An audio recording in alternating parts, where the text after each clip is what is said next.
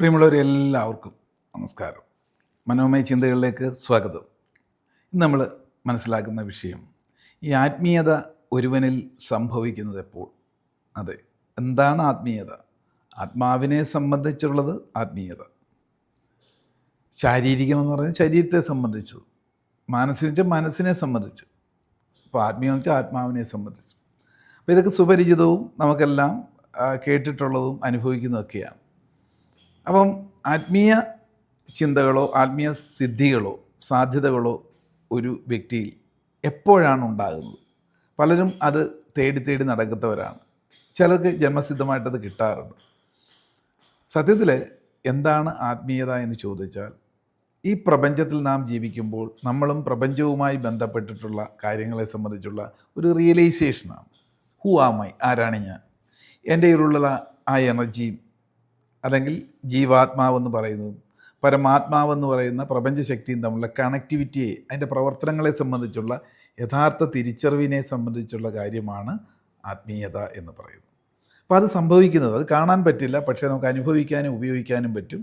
കാണാൻ പറ്റാത്തതിനെയും അനുഭവിക്കാനും ഉപയോഗിക്കാൻ പറ്റുന്നതിനെയും ഈ കണ്ണുകൊണ്ടല്ല കാണുന്നത്, പക്ഷേ ഉൾക്കണ്ണുകൊണ്ടാണ്. അതിന് ജ്ഞാനദൃഷ്ടിയിലൂടെയാണ് ആത്മതത്വങ്ങളെ മനസ്സിലാക്കുന്നത്. അപ്പം ജ്ഞാനദൃഷ്ടി ഉദിച്ചവരിൽ, തെളിയുന്നവരിലാണ് ആത്മീയപാത തെളിഞ്ഞു കാണാറുള്ളത്. അത് പ്രധാനമായിട്ടും 3 വേളകളിൽ.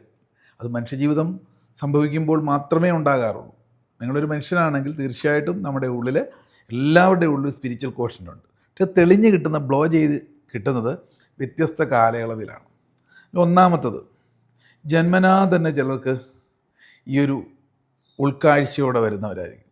ജനിച്ചധികം നാളുകൾ കഴിയുമ്പോൾ തൊട്ട് അവരുടെ ബുദ്ധിയും പ്രപഞ്ചബുദ്ധിയും തമ്മിൽ കണക്ടിവിറ്റി കിട്ടും. അപ്പോൾ പ്രപഞ്ചത്തിലെ രഹസ്യങ്ങളെയൊക്കെ സംബന്ധിച്ച് എല്ലാം ഇവർക്ക് വ്യക്തത കിട്ടിക്കൊണ്ട് വളരുന്നവരാണ് മഹാത്മാക്കൾ. മഹത് ആത്മാവ് എന്ന് പറയും. ജന്മനാ തന്നെ ചെറുപ്പം നാളിൽ തന്നെ വലിയവരുടെ ചിന്തയിൽ പോലും വരാത്ത കാര്യങ്ങളൊക്കെ അവർ കാണുകയും പറയുകയൊക്കെ ചെയ്യുമ്പോൾ അവർ വളർന്നു വരുമ്പോൾ പ്രപഞ്ച രഹസ്യത്തെ അടിസ്ഥാനമാക്കി അവർ ഈ ജീവിതത്തിൽ പരിവർത്തനം വരുത്തുന്നു. അപ്പോൾ അവരിലേക്ക് ആൾക്കാർ അധികമായിട്ട് തടിച്ചുകൂടുന്നു, അവരുടെ പാതയിലേക്ക് എത്തുന്നു. അവരെയൊക്കെയാണ് മഹാത്മാക്കൾ എന്ന് വിളിക്കുന്നത്. അതൊന്ന്. രണ്ടാമത്തെ കൂട്ടർ, ഈ ആഗ്രഹം ഇങ്ങനെയുണ്ട്, ആത്മീയ ആഗ്രഹങ്ങൾ. പക്ഷെ ആ പാതയിലേക്ക് എത്താൻ എപ്പോഴാണെന്ന് പറയാൻ പറ്റില്ല. ജീവിതത്തിൻ്റെ ഈ ഒരു ഓട്ടത്തിൽ, കാലഘട്ടത്തിൽ എവിടെയെങ്കിലും വെച്ച് ഇടക്കാലം കൊണ്ട് അവരുടെ ഉള്ളിലുള്ള ആ ശക്തിയെ തിരിച്ചറിയുന്നു. ആ ശക്തിയെ തിരിച്ചറിഞ്ഞുകൊണ്ട് തൻ്റെ ഉള്ളിൽ മറ്റു ചില കഴിവുകളുമൊക്കെ ഉണ്ടാവുമല്ലോ, ആ കഴിവുകളുമായിട്ട് കണക്ട് ചെയ്തുകൊണ്ട് ഈ ലോകത്ത് അവർ വ്യത്യസ്തമായ രീതിയിൽ ജീവിക്കുന്നു. വ്യത്യസ്തമായ ചില കഴിവിൻ്റെ സമ്പന്നതയുടെ ഉടമകളായി മാറുന്നു. അങ്ങനെയുള്ളവർക്കും ഈ സമൂഹത്തിൽ ഒരുപാട് പരിവർത്തനം വരുത്താൻ സാധിക്കുന്നു. അവരുടെ അടുത്തേക്ക് ഒരുപാട് ആൾക്കാർ വരുന്നു. അപ്പോൾ ഇടക്കാലം കൊണ്ട് ഈ ആത്മീയപാതയിലേക്ക് എത്തപ്പെടുന്ന, ആത്മാവിൻ്റെ പവറിലേക്ക് എത്തപ്പെടുന്നവരുണ്ട്. ഇനി മൂന്നാമത്തെ കൂട്ടരെന്ന് പറഞ്ഞാൽ, ജനിക്കുമ്പോഴും ഇത് തിരിച്ചറിയുന്നില്ല, ഇടക്കാലം കൊണ്ടും അറിയുന്നില്ല, രണ്ടാമതും അറിയുന്നില്ല, പിന്നോ ഉള്ളിൽ ആഗ്രഹം കൊണ്ട് പരിശീലനത്തിലൂടെ പുറത്തെടുക്കുന്നു. എന്തും അങ്ങനെയാണ്, by the way of training. ഇപ്പം നമ്മുടെയൊക്കെ പാതയിലേക്ക് വരുന്നവർ ഈ ആത്മീയ എസൻസ് ഉള്ളിലുണ്ട്, പരിശീലനത്തിലൂടെ ഇതിനെ കറക്റ്റാക്കാനായിട്ട് വരുന്നവരാണ്.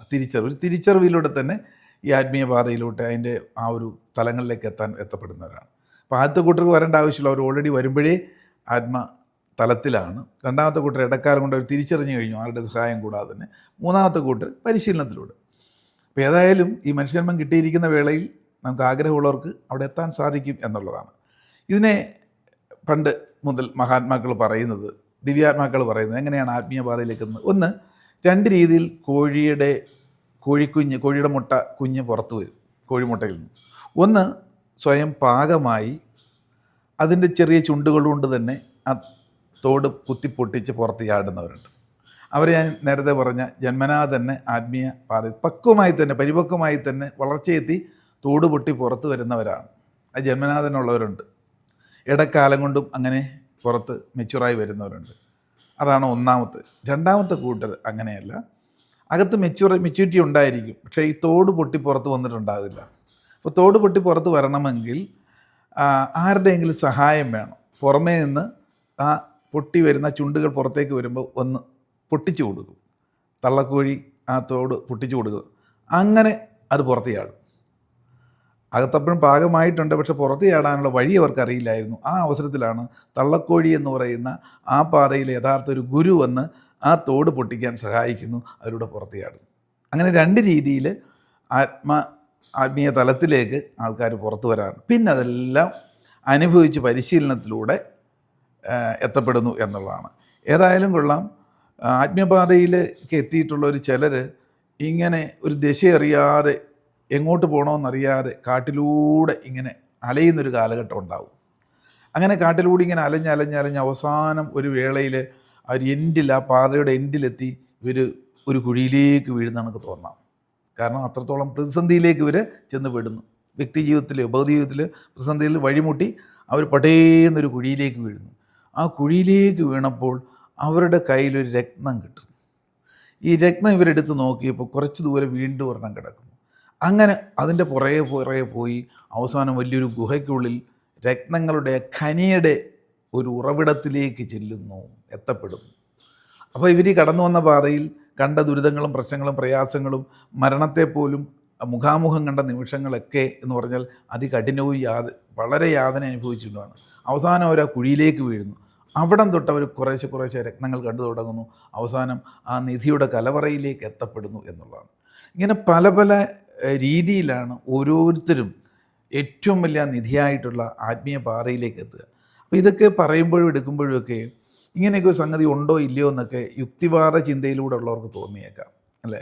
യുക്തിവാദികൾക്ക് ഇങ്ങനെ ഒരു സിദ്ധിയോ കഴിവോ അല്ലെങ്കിൽ പവറോ എനർജിയോ അതിനെ പല പേരിട്ട് വിളിക്കാം. ദൈവമെന്നോ ഈശ്വരനെന്നോ ഭഗവാനെന്നോ, ഇനി ആ ദൈവത്തിന് പല പേരിട്ടും വിളിക്കാം. അതിലേക്ക് എത്താനുള്ള പല വഴികളുമുണ്ട്. വഴി അല്ലെങ്കിൽ അഭിപ്രായത്തെയാണ് മതം എന്ന് പറയുന്നത്. അപ്പോൾ പല മതങ്ങളിലൂടെയും കാണാൻ പറ്റാത്ത ഈ ശക്തിയെ സ്പിരിച്വൽ വേയിലേക്ക് എത്താൻ സാധിക്കും എന്നുള്ളതാണ്. പക്ഷേ അവിടേക്ക് എത്തുന്ന ഇത് മാത്രമേ ഉള്ളൂ, അല്ലെ അതിനകത്ത് വലിയ കഥയില്ല എന്ന് പറയുന്ന യുക്തി ചിന്തകർക്ക് പോലും എനിക്ക് ഇങ്ങനെയുള്ള ശക്തിയിൽ വിശ്വാസമില്ല എന്ന് അവർക്ക് വിശ്വസിക്കാൻ സ്വാതന്ത്ര്യം ഉള്ളതുപോലെ തന്നെ വിശ്വാസമുള്ളവർക്കും അത് വിശ്വസിക്കാനുള്ള സ്വാതന്ത്ര്യം ഉണ്ട് എന്നുകൂടി മനസ്സിലാക്കണം.